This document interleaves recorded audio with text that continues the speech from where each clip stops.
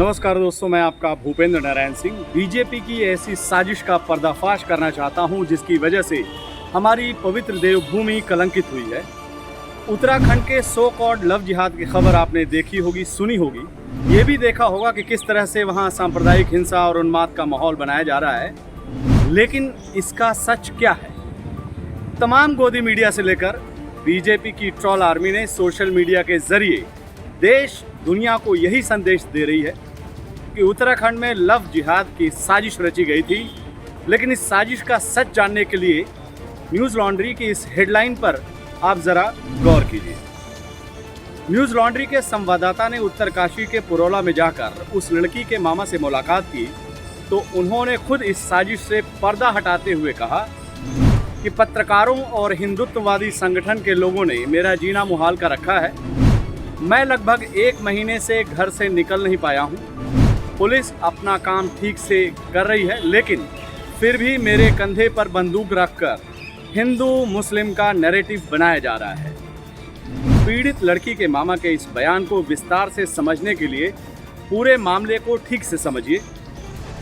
पीड़ित लड़की के माता पिता स्वर्गवासी हो चुके हैं और बयान देने वाले यही मामा उसके संरक्षक हैं। 26 मई को वारदात वाले दिन 2 लड़के उबैद खान और जितेंद्र सैनी ने लड़की को नौगांव ले जाने की कोशिश की थी, लेकिन समय रहते लड़की के मामा को खबर लग गई और उन्होंने अपनी भांजी को दोनों लड़कों के चंगुल से बचा लिया। लड़की के मामा उबैद को पहले से जानते थे और वो मामूली डांट फटकार और उबैद के सॉरी बोल देने से मामले को रफा दफा करने के मूड में थे। इस बारे में वो बताते हुए कहते हैं कि हम लड़की को लेकर उबैद की दुकान पर पहुंचे। वहां पर मैंने उनसे कहा कि तुम लोगों ने जो भी किया है उसके लिए माफ़ी मांग लो तो पुलिस में शिकायत नहीं की जाएगी। इसके बावजूद दोनों ने माफ़ी नहीं मांगी और अकड़ दिखाने लगे, जिसके बाद मैंने पुलिस में शिकायत दर्ज कराई और दोनों पर किडनैपिंग यानी अपहरण का आरोप लगाया। अपहरण के इस अपराध को लव जिहाद में बदलने का काम पुरोला के एक पत्रकार ने किया। उसका नाम अनिल आसवाल है और वो आरएसएस राष्ट्रीय स्वयंसेवक संघ से जुड़ा हुआ है। अनिल पुलिस स्टेशन में लड़की के मामा से मिला और वहां उसने लड़की के मामा की तरफ से पुलिस में शिकायत दर्ज कराई। उसने शिकायत पत्र में पूरे मामले को लव जिहाद और देह व्यापार से जोड़ दिया और हिंदू आरोपी जितेंद्र सैनी का जिक्र तक नहीं किया। लड़की के मामा ने जब उसका लिखा शिकायत पत्र देखा तो उसकी खूब मलामत की और उसके लिखे शिकायत पत्र को फाड़कर फेंक दिया।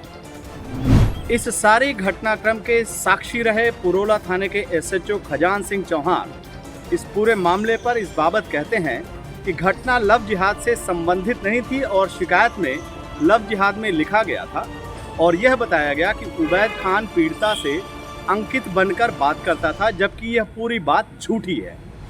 हमने दोनों के कॉल रिकॉर्ड चेक किए।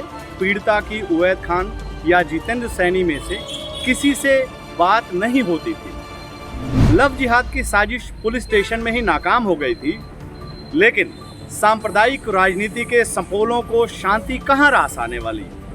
वो तो हर हाल में पूरे मामले को सांप्रदायिक रंग देने पर तुले थे और एक तरफ गोदी मीडिया एक सामान्य अपराध को आरएसएस से जुड़े पत्रकार अनिल आसवाल की तरह लव जिहाद साबित करने के लिए षड्यंत्र रचने लगी। दूसरी तरफ भारतीय जनता पार्टी से जुड़े संगठन मुसलमानों को निशाना बनाने लगे। पुरोला के स्थानीय बीजेपी नेताओं ने जब माहौल बना दिया तो फिर बीजेपी के बड़े नेता भी सांप्रदायिक मैदान में उतरकर विष वमन करने लगे।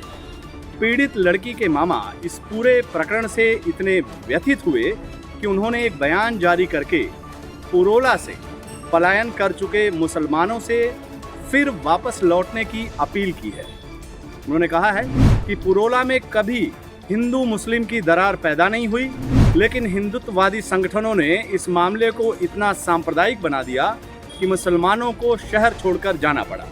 यह गलत है।